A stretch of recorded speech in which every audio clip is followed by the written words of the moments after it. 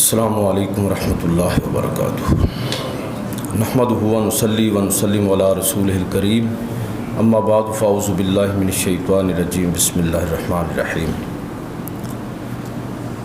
الصلاۃ والسلام علیک یا سیدی یا رسول اللہ وعلی آلہ واصحابہ وسلم یا حبیب اللہ۔ انتہائی واجب الاحترام سامعین و حاضرین، آج کے 14ویں درس سیرت میں غزوہ احد کے بعد اور غزوہ خندق سے پہلے بعض بڑے اہم واقعات پیش آئے۔ ان میں سے آج ایک ایسے غزوہ کا ذکر کر رہا ہوں، ایسی جنگی مہم کہ جس میں جنگ نہیں ہوئی۔ اللہ کے نبی صلی اللہ علیہ وسلم آپ نے خود قیادت فرمائی۔ یہ غزوہ ہے غزوہ ذات الرقاع۔ عربی زبان میں الرقاع کہتے ہیں پٹیوں کو، یعنی پٹیوں والا غزوہ۔ کل کسی نے سوال کیا تھا گزشتہ درس میں کہ جن لوگوں نے،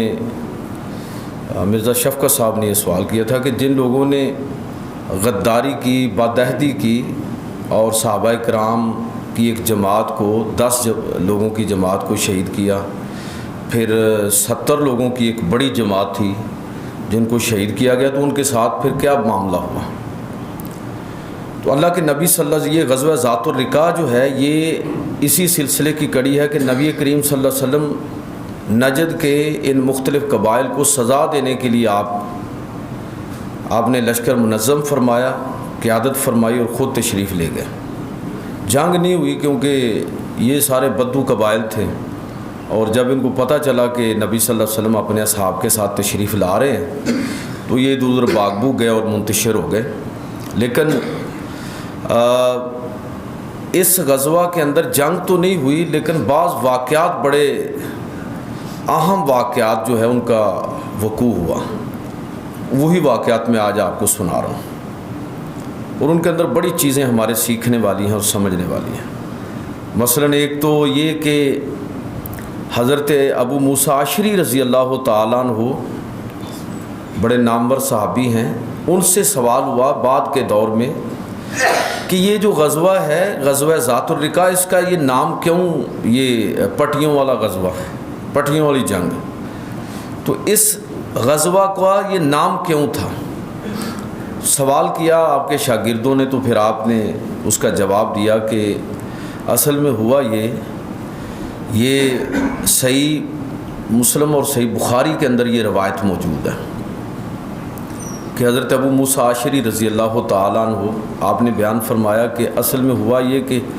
یہ جنگ ایسے حالات کے اندر ہم نکلے، اور لمبا سفر اور کافی طویل مدت جو ہے وہ مسلمان سفر کے اندر رہے، مجاہدین مسلسل حرکت کے اندر رہے کہ ہمارے جوتے ٹوٹ گئے، پاؤں زخمی ہو گئے، ناخن جھڑ گئے، اور حالت یہ ہوئی کہ ہمارے جو پاؤں تھے ان سے زخم رسنے لگے، تو ہم لوگوں نے اپنے جو پاؤں تھے ان پر پٹیاں باندھنا شروع کر دیں۔ تو چونکہ اس غزوہ میں بہت سارے لوگ اس طرح کی مشقت کے اندر مبتلا ہوئے، تو اس وجہ سے اس غزوہ کا نام جو ہے وہ غزوہ ذات الرقاع ہے۔ یہ میں صرف واقعہ سنا رہا ہوں، بعد میں اس پر مختصر تبصرہ کروں گا۔ اسی مہم کے اندر ایک اور واقعہ پیش آیا کہ اب یہ قبائل جو تھے بڑے شرارتی قسم کے لوگ تھے، یعنی آپ دیکھیں نا، جنہوں نے دھوکہ دیا اور غداری کی، تو اللہ کے نبی اپنے اصحاب کے ساتھ ایک طرف نکلتے یہ بھاگ کر کسی اور طرف چلے جاتے، دوسری طرف ان کا تعاقب کرتے تو یہ کسی اور طرف منتشر ہو جاتے۔ اب نہ تو سامنے آ رہے ہیں اور نہ ہی ان کے ساتھ کوئی اس طرح جنگ ہو رہی ہے، لیکن جنگ کا خطرہ ہر لمحے موجود ہے۔ اس ماحول میں یہ وہ غزوہ ہے جس میں نبی صلی اللہ علیہ وسلم نے پہلی دفعہ صلاۃ الخوف ادا فرمائی۔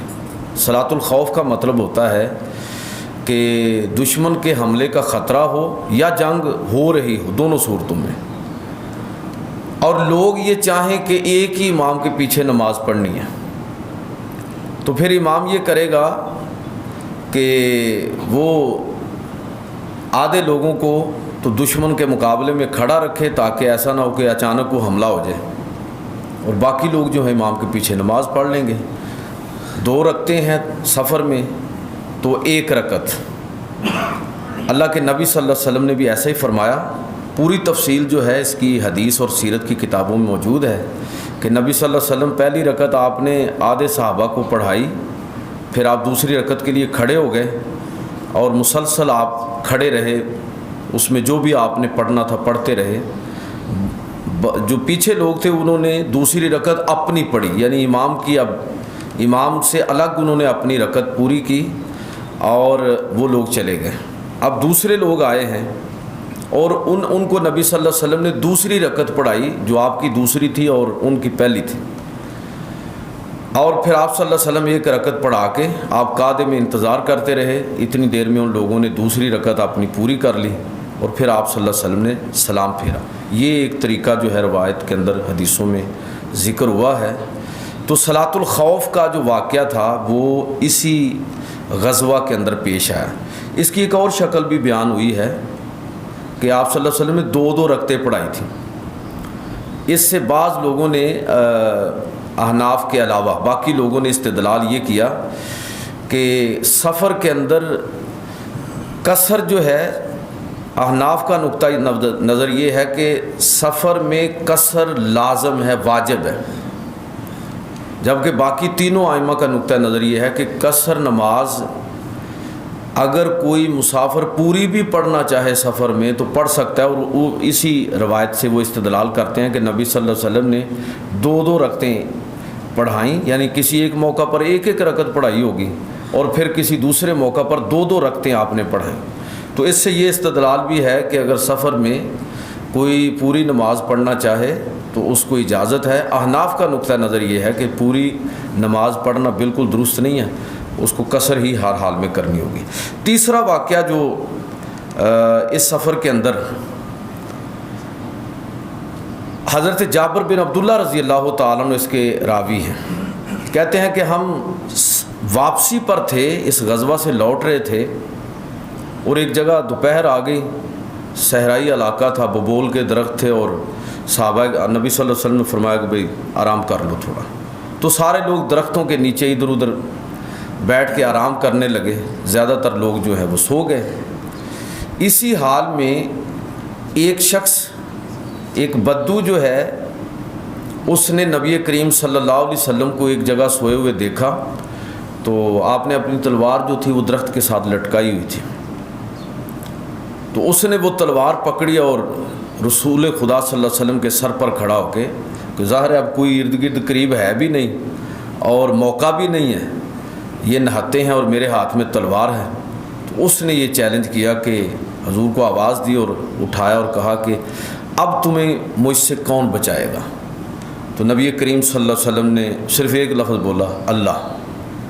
تو اس پر لرزہ طاری ہو گیا اور تلوار اس کے ہاتھ سے گر گئی۔ نبی صلی اللہ علیہ وسلم نے صحابہ کو آواز دی۔ جابر بن عبداللہ کہتے ہیں کہ جب ہم حضور کے پاس پہنچے تو ہم نے دیکھا کہ ایک آدمی جو ہے وہ تھر تھر کانپ رہا ہے اور نبی صلی اللہ علیہ وسلم کے سامنے گردن جھکائے ہوئے بیٹھا ہے۔ اللہ کے نبی صلی اللہ علیہ وسلم نے اس کو کوئی سزا دینے کی بجائے اس کو معاف فرما دیا۔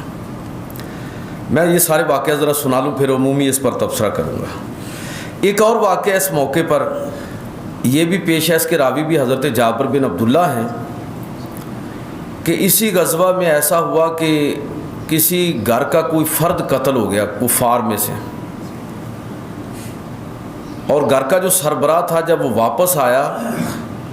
تو اس نے دیکھا کہ اس کے خاندان میں، اس نے کہا کہ قسم اٹھائی کہ میں جب تک مسلمانوں میں سے کسی ایک کا قتل نہیں کر لوں گا اس وقت تک چین سے نہیں بیٹھوں۔ تو مسلمانوں کے اکیلے ہی وہ اسلامی لشکر کے تعاقب میں نکل کھڑا ہوا۔ اب کسی ایک جگہ رات آئی تو ہم لوگ وہاں ٹھہرے، وادی تھی۔ نبی صلی اللہ علیہ وسلم نے 2 صحابہ کی، ایک انصاری اور مہاجر صحابہ حضرت عمار بن یاسر اور انصاری صحابی حضرت عباد بن بشر رضی اللہ تعالیٰ عنہما، ان دونوں کی ذمہ داری لگائی کہ آپ لوگ رات کا پہرہ دیں گے۔ انہوں نے آپس میں طے کیا کہ ہم میں سے کوئی ایک جو ہے رات کا پہلا حصہ یہ خدمت کر لے، دوسرا آرام کر لے، اور دوسرا جو ہے وہ اٹھے گا دوسرے حصے میں اور پھر وہ آرام کر لے گا۔ تو پہلے حصے میں حضرت عباد بن بشر رضی اللہ تعالیٰ عنہ یہ وہ ڈیوٹی کر رہے تھے کہ وادی کے اندر مسلمانوں نے پڑاؤ کیا ہوا ہے، اور اس کا جو دانا ہے جہاں سے لوگ داخل ہو سکتے تھے وہاں یہ پہرا دے رہے تھے۔ تو وہ شخص جو تعاقب میں تھا اس نے دیکھا کہ ایک آدمی جو ہے وہ کھڑا ہے، اس نے کہا چلو میں تو اپنی قسم پوری کروں، تو اس نے تیر مارا۔ یہ نماز پڑھ رہے تھے تو تیر پیوست ہو گیا، انہوں نے تیر نکالا اور نماز جاری رکھی۔ اس نے پھر دوسرا تیر کھینچا، وہ بھی ٹھیک نشانے پر لگا، لیکن یہ پھر بھی نماز پڑھتے رہے، وہ تیر بھی انہوں نے نکال کے الگ کر دیا۔ پھر اس نے تیسرا تیر جب چلایا تو انہوں نے اس تیر کے بعد اس کو نکال کے الگ کیا اور جلدی جلدی اپنی نماز پڑھ کے اپنے ساتھی کو بیدار کیا کہ بھائی میرے ساتھ تو یہ معاملہ ہوا ہے۔ دیکھا تو پورا جسم جو ہے وہ خون میں لت پت ہے، کسی نے حملہ کیا ہے اور یہ تیر مجھے لگے ہیں۔ جو انہوں نے آگے وجہ اس کی بیان کی، جب کہا حضرت عمار بن یاسر نے کہ اللہ کے بندے یہ آپ نے اتنے تیر کھائے ہیں، جب پہلا تیر لگا تو کیوں نہیں تم آ گئے تاکہ ہم اس دشمن کا، وہ تو بھاگ گیا خیر، تاکہ ہم یہ جو مصیبت آپ کو آئی ہے اس سے آپ محفوظ رہتے۔ تو انہوں نے کہا کہ اصل بات یہ ہے کہ میں نے ایک لمبی صورت شروع کر رکھی تھی، میرا جی نہ چاہا کہ جب تک وہ صورت مکمل نہ کروں اس وقت تک میں اپنی نماز کو مختصر کرنے کو میرا جی نہیں چاہا، لیکن تیسرے تیر کے بعد میں نے اس لیے نماز درمیان میں مختصر کر دی کہ کہیں ایسا نہ ہو کہ اللہ کے پیغمبر نے جو ہماری ذمہ داری لگائی ہے اس ذمہ داری کے اندر کوئی کوتاہی ہو جائے۔ یہ واقعہ بھی اسی غزوہ کے موقع پر پیش آیا۔ ایک اور واقعہ آخری سنا کے پھر میں اس پر مختصر بات کروں گا۔ وہ حضرت جابر بن عبداللہ خود ہی اس کے راوی ہیں، اور انہی کے ساتھ یہ نبی صلی اللہ علیہ وسلم کی ایک گفتگو ہے اور مکالمہ ہے، بڑی دل آویز گفتگو ہے، جس سے آپ کو اندازہ ہوگا کہ نبی صلی اللہ علیہ وسلم کا اپنے اصحاب کے ساتھ، لوگوں کے ساتھ، عام صحابہ کے ساتھ کس طرح دلداری کا تعلق تھا، کتنا دل آویز آپ صلی اللہ علیہ وسلم کتنے خوبصورت انداز میں اپنے صحابہ کی دلداری فرماتے تھے، ان کی حوصلہ افزائی فرماتے تھے، ان کی ضروریات پر نظر رکھتے تھے۔ حضرت جابر بن عبداللہ کہتے ہیں کہ جب ہم واپس لوٹ رہے تھے تو تھوڑے سفر کے بعد ہی میرا اونٹ پیچھے رہ گیا، تو نبی صلی اللہ علیہ وسلم نے جب مجھے دیکھا تو آپ نے بھی اپنی سواری آہستہ آہستہ پیچھے کرنی شروع کی، اور مجھے کہا کہ جابر کیا بات ہے، لوگ آگے جا رہے ہیں تم پیچھے رہ رہے ہو۔ عرض کیا اللہ کے رسول میرا اونٹ جو ہے یہ لاغر ہے، کمزور ہے، تو اس وجہ سے پیچھے رہ گئے ہوں، اور کوئی وجہ نہیں ہے۔ نبی صلی اللہ علیہ وسلم نے آپ پورے واقعے کو ذرا آپ سماعت فرمانا ہے اور دیکھنا ہے کہ اللہ کے نبی کا اپنے اصحاب کے ساتھ کس طرح کا تعلق تھا، کس طرح آپ صلی اللہ علیہ وسلم ان کی دلداری فرماتے تھے۔ فرمایا کہ اپنے اونٹ کو بٹھا دو، اونٹ کو انہوں نے بٹھا دیا، چھڑی پکڑی اور نبی صلی اللہ علیہ وسلم اس اونٹ کو اس کے جسم کے مختلف حصوں کو چبونے لگے آہستہ آہستہ، اور فرمایا کہ آپ اس کو اٹھاؤ اور اس پر سوار ہو جاؤ۔ تو چنانچہ حضرت جابر بن عبداللہ خود روایت کرتے ہیں کہ پھر میرا اونٹ جو ہے وہ نبی صلی اللہ علیہ وسلم کی اونٹنی کی برابری کرنے لگا، پہلے پیچھے رہ رہا تھا لیکن اللہ کے نبی کی برکت سے جو آپ نے عمل فرمایا اس کی برکت سے اب وہ برابری کرنے لگا۔ اب حضور ان سے اور گفتگو فرمانے لگے، اچھا جابر یہ بتاؤ کہ یہ اونٹ مجھے بیچو گے؟ دیکھا نا کہ لاغر اونٹ ہے، تو اتنی بڑی مہم پر نکلے ہیں تو سواری اچھی نہیں ہے تو غربت ہوگی۔ تو عرض کی کہ اللہ کے رسول بیچنا کیا ہے، آپ تحفے میں قبول فرما لیں۔ فرمایا نہیں میں خریدوں گا۔ تو نبی صلی اللہ علیہ وسلم نے جب یہ کہا کہ خریدوں گا تو کہا کہ پھر ٹھیک ہے آپ خرید لیجئے جب آپ خریدنا ہی چاہتے ہیں۔ تو اب اسی دلداری کے انداز میں حضور نے فرمایا کہ 1 درہم کافی ہے. عرض کی اللہ کے رسول یہ تو بڑا نقصان ہوگا, مجھے تو یہ بارے میں نہیں ہے کہ 1 درہم میں. فرمایا 2. فرمایا یا رسول اللہ یہ بھی قیمت کم ہے. اب دیکھیں نا, پہلے مفت دینے کے لیے تیار ہیں, اور جب اللہ کے رسول فرما رہے ہیں کہ نہیں ہر حال میں خریدوں گا, تو اب دونوں اللہ کے پیغمبر اور صحابی رسول کے درمیان جو گفتگو ہے وہ یعنی کتنی چاہت پر مبنی ہے اور کتنی دل آویز ہے کہ یا رسول اللہ 2 بھی تھوڑے ہیں. نبی صلی اللہ علیہ وسلم قیمت بڑھاتے رہے. حضرت جابر بن عبداللہ کہتے ہیں کہ حضور نے پھر قیمت بڑھانی شروع کی. بالآخر جب آپ نے یہ فرمایا نا آخر میں کہ اچھا 1 اوقیہ چاندی, یہ اس دور کا ایک پیمانہ تھا, یعنی ایک وزن کہہ لیں, تو میں نے کہا کہ جی ٹھیک ہے. تو نبی صلی اللہ علیہ وسلم نے 1 اوقیہ چاندی کے بدلے میں ان سے وہ اونٹ خرید لیا کہ اچھا اس کو ابھی اپنے پاس رکھو, واپس جا کے میں لوں گا. اور فرمایا کہ جابر اچھا یہ بتاؤ کہ شادی وادی بھی کی ہے کہ نہیں. عرض کی اللہ کے رسول شادی کی ہے. فرمایا کہ کسی کنواری عورت سے کی ہے یا شوہر دیدہ سے کی ہے. عرض کی اللہ کے رسول میرے والد غزوہ احد میں شہید ہو گئے تھے, تو میری پیچھے چھوٹی چھوٹی بہنیں ہیں 7, تو بڑا کنبہ چھوڑ کر وہ گئے ہیں, تو میں نے اس لیے ایک سمجھدار خاتون سے جو پہلے ہی شادی شدہ تھی اور اس سے شادی کی ہے. تو نبی صلی اللہ علیہ وسلم فرمانے لگے کہ تم بڑے خوبصورت تھے, یہ بڑے جوان تھے, تو تم کسی ایسی عورت سے شادی کرتے, چلو کوئی بات نہیں. نبی صلی اللہ علیہ وسلم سمجھ گئے کہ انہوں نے کیسا دانائی کا اور سمجھداری کا کام کیا ہے. اور آپ فرمانے لگے کہ دیکھو جب ہم مدینہ کے قریب پہنچیں گے تو پھر ایسا ہے کہ ہم وہاں پر مختصر سا قیام کریں گے تاکہ گھر والوں کو, اہل مدینہ کو ہماری آمد کی خبر ہو جائے. تو اتنی دیر میں امید ہے کہ تمہاری بیگم بھی تمہارا استقبال جو ہے اس کے لیے تیار ہو چکی ہوگی,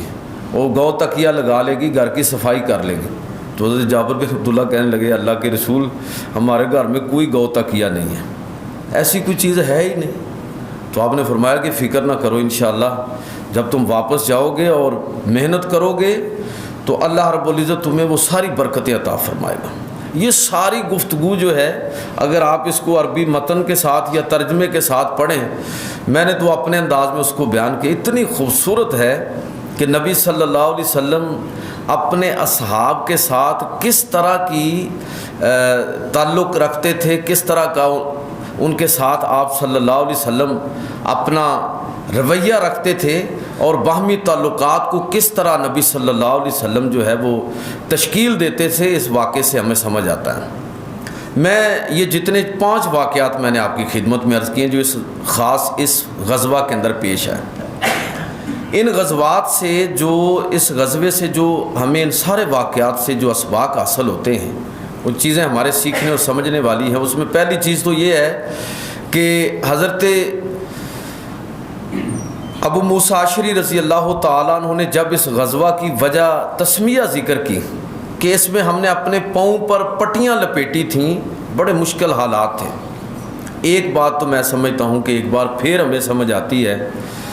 کہ یہ شہادت گاہ الفت میں قدم رکھنا ہے. لوگ آسان سمجھتے ہیں مسلمان ہونا, تو یہ ہم کتنے خوش نصیب ہیں کہ اسلام ہمیں بڑی آسانی کے ساتھ مل گیا, کوئی تکلیف اور تنگی ہمیں برداشت نہیں کرنی پڑی. تو آپ ان صحابہ کرام کا تصور کیجئے کہ جنہوں نے اسلام قبول کیا تو مصیبتیں اٹھائیں اور اسلام کا تحفظ کرنے کے لیے کھڑے ہوئے, تو کس کس طرح کی مشقتوں اور تکلیفوں سے گزرے ہیں, اور اپنی جانوں کے نذرانے پیش کیے, اپنی مال جان عزت و آبرو سب کچھ جو ہے اپنے دین کے تحفظ کے لیے اور ایمان کے تحفظ کے لیے انہوں نے قربان کیا. اچھا جب یہ بیان تو کر دیا, لوگوں نے پوچھا تو وجہ تو بتا دی حضرت ابو موسیٰ اشعری نے کہ اس کو غزوہ ذات الرقاع اس وجہ سے کہا جاتا ہے, لیکن بعد میں اس پر بڑے نادم ہوئے کہ یہ ایک نیک عمل تھا, تو میں نے گویا کہ اپنے اجر کو کہیں ضائع نہ کر دیا ہو کہ جب میں نے یہ بیان کیا کہ اس میں ہم نے اتنی تکلیفیں اس غزوہ میں اٹھائی تھیں, تو اس پر پھر بڑے وہ نادم ہوئے. یعنی جو بات سمجھ آتی ہے وہ یہ ہے کہ صحابہ کرام کہ ایک خوبی تو یہ تھی کہ دین کے لیے قربانیاں، اور دوسرا یہ ہے کہ ان قربانیوں کا تذکرہ بھی نہیں کرنا پسند کرتے تھے، ان کو بھی چھپا کے رکھتے تھے اور ان کا اشتہار لگانے کی کوشش نہیں کرتے تھے۔ دین کا معاملہ ایسا ہے کہ اس کے اندر اگر میں اور آپ یہ چاہتے ہیں کہ اللہ تعالیٰ اپنی جناب سے اس کا ہمیں اجر و ثواب عطا فرمائے، تو اس میں جتنا ان چیزوں کو ہم اشتہارات کی زینت بنائیں گے اتنا ہی اجر و ثواب جو ہے وہ ہمارا ضائع ہوگا۔ ایک اور چیز جو اس غزوہ میں جو واقعات پیش آئے جو ہمیں سمجھ آتی ہے کہ اس شخص نے جو حملہ کیا اللہ کے نبی پر، تو نبی صلی اللہ علیہ وسلم نے پورے اعتماد کے ساتھ فرمایا کہ مجھے تم سے اللہ بچائے گا۔ اللہ تعالیٰ کا جو وہ وعدہ تھا کہ جب آپ نے اعلان نبوت فرمایا تو نبی صلی اللہ علیہ وسلم کو فرمایا کہ آپ بے خوف ہو جائیں، واللہ یعصمک من الناس، اللہ آپ کو لوگوں سے محفوظ رکھے گا۔ یعنی محفوظ رکھنے کا مطلب یہ ہے کہ کوئی آپ کو جان سے نہیں یعنی آپ کو قتل کرنے پر کبھی قادر نہیں ہوگا۔ ہاں تکلیفیں وغیرہ تو آئیں گی، وہ ساری چیزیں اپنی جگہ پر ہے، وہ اللہ کی سنت اور طریقہ ہے کہ وہ اپنے بندوں کو آزماتا ہے، لیکن اللہ تعالیٰ نے آپ کی جو جان کی حفاظت کا ذمہ لیا تھا تو یہ چیز ہمیں ذہن میں رکھنی چاہیے کہ اللہ کے نبی کو کبھی بھی اس پر شک و شبہ نہیں ہوا، ہر لمحہ آپ کو پورا اعتماد تھا، اور جتنے بھی حفاظتی انتظام آپ فرماتے تھے وہ اصل میں ہمیں سکھانے کے لیے کرتے تھے، ورنہ حضور کو پتہ تھا کہ میں اللہ کی حفاظت میں ہوں، لیکن ہمیں سکھانے کے لیے، بتانے کے لیے کہ تم نے ظاہری اسباب کو اختیار کرنا ہے۔ یہ دیکھیں نا کرونا کے حوالے سے ایمان یہی ہونا چاہیے کہ جو اللہ کو منظور ہوگا وہی ہوگا، لیکن جو ظاہری اسباب ہیں ان کو اختیار کرنے کی تلقین جو ہے وہ ہمیں خود اللہ کے نبی صلی اللہ علیہ وسلم نے کی ہے۔ یہ جو میں نے ابھی آپ کی خدمت میں واقعہ عرض کیا ہے حضرت جابر بن عبداللہ کا،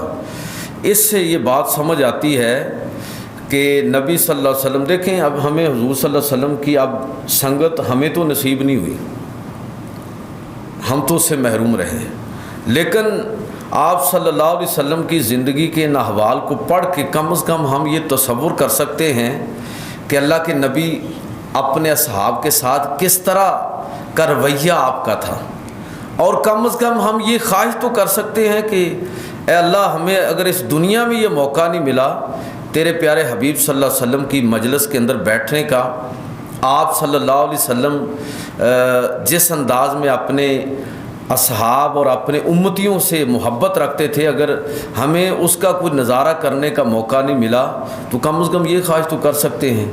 کہ اللہ ہمیں جنت کے اندر اپنے نبی کی سنگت عطا فرمانا، اور وہاں پر ہمیں یہ سارے منظر جو آپ کی دلداری ہے، جو نبی صلی اللہ علیہ وسلم اپنے صحاب کے ساتھ، اپنے امتیوں کے ساتھ جو محبت کرتے تھے، اے ہمارے رب ہمیں بھی ان مجلسوں کا حصہ بنانا۔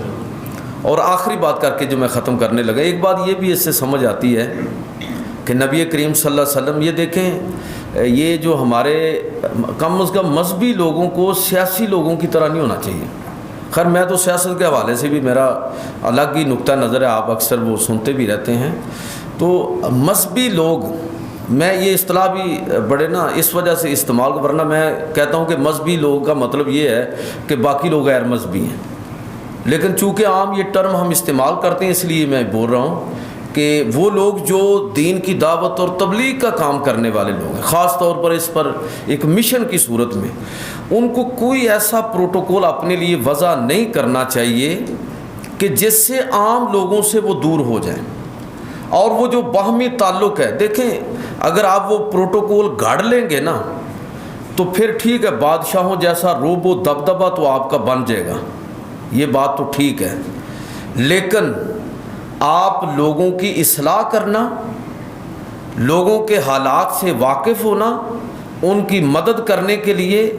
کسی نہ کسی، وہ میں نے پورا واقعہ اس کا آخری حصہ رہ گیا کہ حضرت جابر بن عبداللہ رضی اللہ تعالیٰ عنہ جو ہے جب مدینہ واپس آئے تو اونٹ لے کے حضور کے گھر کے سامنے پہنچ گئے اور وہاں پر اونٹ بٹھا دیا، خود چلے گئے کہیں، تو نبی صلی اللہ علیہ وسلم باہر نکلے، پوچھا یہ کیا ہے، عرض کی کہ کیا گیا کہ اللہ کے نبی یہ جابر بن عبداللہ چھوڑ کے گئے، فرمایا کہ بلال آؤ، ان کو بلا کے لاؤ اور ان کو 1 اوقیہ چاندی دو، حضرت جابر بن عبداللہ کہتے ہیں کہ نبی صلی اللہ علیہ وسلم نے وہ جو مجھے اس کی قیمت دی تھی، پھر میں نے اس کو استعمال کیا، اور اللہ کے نبی نے جو بشارت دی تھی کہ فکر نہ کرو ساری چیزیں دور ہو جائیں گی، اللہ نے اتنی برکت دی کہ میرے گھر کے اندر اتنا مال و دولت اور اسباب اور وسائل جمع ہوئے کہ گھر کے باہر سے وہ سب کچھ نظر آ جاتا تھا۔ تو یہ نبی صلی اللہ علیہ وسلم کی دعاؤں کی برکتیں بھی ان کو نصیب ہوں۔ تو وہاں سے جو میں خاص بات آپ سے عرض کرنا چاہتا ہوں وہ یہ ہے کہ جو لوگ اصلاح کا کام کرنے والے ہیں، والدین، گھر کے سربراہ، فیملی اور خاندان کے اندر کوئی بڑا، تو اس کو لوگوں کے ساتھ اسی طرح جڑ کے رہنا چاہیے جس طرح آپ نے پیغمبر علیہ الصلوۃ والسلام کو دیکھا کہ ان کا اپنے اصحاب کے ساتھ جو ہے وہ کس طرح کا تعلق تھا۔ اگر بادشاہوں کی طرح آپ اپنا رویہ گھر کے اندر رکھیں گے، اگر مذہبی قیادت جو ہے وہ لوگوں سے اس طرح دور رہے گی، ایک پروٹوکول وضع کر لے گی، تو ٹھیک ہے روب و دبدبہ بن جائے گا۔ لیکن اگر آپ یہ کہتے ہیں نا کہ لوگوں کی اصلاح ہو جائے تو اس کے مواقع محدود ہو جائیں گے، تو یہ بات بھی ہمیں رسول اللہ صلی اللہ علیہ وسلم کی زندگی کے اس واقعے سے سمجھ آتی ہے۔ تو یہ غزوہ ذات الرقاع سے ایک آخری بات جو میں آپ کی خدمت میں عرض کرنا چاہتا ہوں وہ یہ ہے کہ یہ جو ابھی آپ نے سماعت فرمایا کہ 2 صحابہ کی جو ذمہ داری تھی،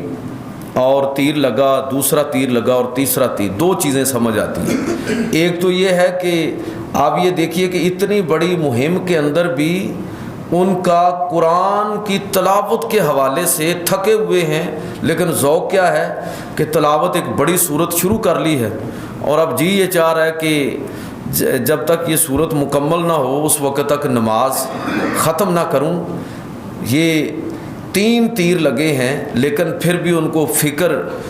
یہ لاحق ہوئی کہ کہیں ذمہ داری جو ہے اس کے اندر کوتاہی نہ ہو جائے، تو تب نماز کو مختصر کیا۔ یہ بات بھی ہمیں سمجھ آتی ہے کہ قرآن کے ساتھ جڑنا جو ہے، جتنا زیادہ ہم جڑیں گے قرآن کے ساتھ، جتنا زیادہ ہمارا تعلق بنے گا، اتنا ہی زیادہ انسان روحانی طور پر اس مقام پر پہنچتا ہے کہ دنیا کی تکلیفیں چاہے وہ تیر اور تفنگ کی صورت میں ہوں یا کسی اور شکل میں، وہ انسان کو اس طرح پھر توڑ نہیں سکتی اور متاثر نہیں کر سکتی۔ تو قرآن کے ساتھ جڑا ہونا، اور اس کا ایک خاص ذوق جو تھا صحابہ کرام کے اندر تھا، سورتوں کو تلاوت کرنا، قرآن مجید کو نماز کے اندر پڑھنا، مختلف اوقات کے اندر اس کے مفاہیم پر غور و فکر کرنا، یہ وہ چیز تھی کہ جس کے مقابلے میں وہ تیروں کی بارش میں کھڑے ہو کر بھی اپنی اس قرآن کے ساتھ محبت کا اظہار کرتے تھے۔ وہ جو اقبال نے کہا نا، تیرے ضمیر پہ جب تک نہ ہو نزول کتاب، گرا کشا راضی ہے نہ صاحب کشاف۔ تو وہ وہی بات ہے کہ یہ ذوق جو ہے یہ صحابہ کا جو تھا، اس سے ہمیں یہ چیز سمجھ آتی ہے کہ قرآن کے ساتھ جڑنا جو ہے وہ کتنا اہم ہے۔ اللہم صلی علی سیدنا مولانا محمد النبی صلی اللہ علیہ وسلم۔ ربنا آتنا فی الدنیا حسنہ وفی الآخرۃ حسنہ وقنا عذاب النار وادخلنا الجنۃ مع الابرار یا عزیز یا غفار یا رب العالمین۔ اے رب کریم دین کا فہم عطا فرما، عمل کی توفیق عطا فرما۔ یا رب کریم صحابہ کرام کی زندگیاں جتنی انہوں نے مشقتیں دین کی تحفظ کے لیے اٹھائی ہیں، یا رب کریم ان کے درجات کو اور زیادہ بلند فرما، اور ہمارے پیارے پیغمبر حضور سید عالم صلی اللہ علیہ وسلم پر اپنی مزید رحمت نازل فرما۔ جس طرح انہوں نے اس دین کو ہم تک پہنچانے کا، اور ان کے بعد صحابہ کرام اور اگلے لوگوں نے اس دین کو ہم تک پہنچانے کا حق ادا کیا، اے اللہ ان کو اس کا بہتر اجر عطا فرما۔ اے اللہ ہمارے گھروں کے اندر، کاروبار کے اندر، زندگی کے اندر برکت فرما۔ بہت سارے احباب دعاؤں کے لیے کہتے رہتے ہیں، یا رب کریم سب کی نیک دلی تمناؤں کو پورا فرما۔ ہمارے خاندانوں میں سے جو اس دنیا سے چلے گئے، یا رب کریم سب کی بخشش فرما، سب کے حال پر رحم فرما۔ مولا کریم